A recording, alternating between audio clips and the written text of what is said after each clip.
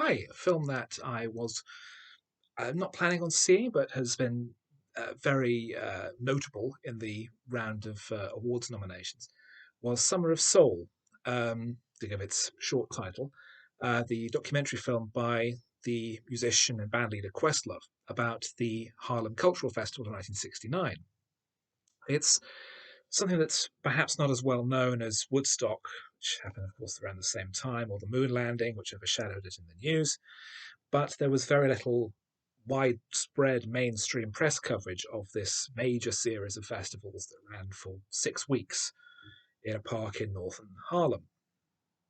Um, and the film itself uncovers footage that had been shot at the time but never edited, never arranged in any way for distribution, and now collected all together. So we have performances by these amazing African American artists like Stevie Wonder, Gladys Knight and the Pips, Sly and the Family Stone, The Fifth Dimension, um, many other names and musicians from Africa um, who played to a free crowd, um, and it was epochal at the time.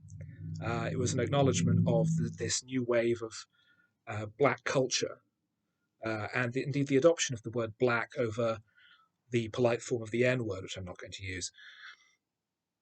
It's a very interesting film for telling the story of this time and this event that caused such a sea change within the African American community and the African American experience, but which is largely unknown. I think I'd never heard of it, and I consider myself to be relatively well informed.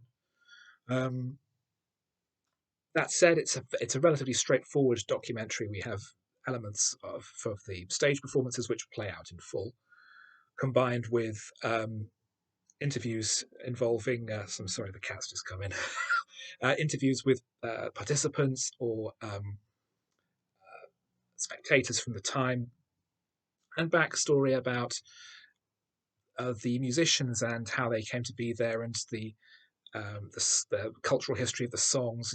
How it was that the Fifth Dimension were covering a medley of songs from Hair. So as a result, it's a kind of a complete compendium of information about the event. I found it to be, as I say, fascinating. The music is incredible to watch and to listen to. The footage itself is very high quality, surprisingly so, captured with broadcast quality equipment.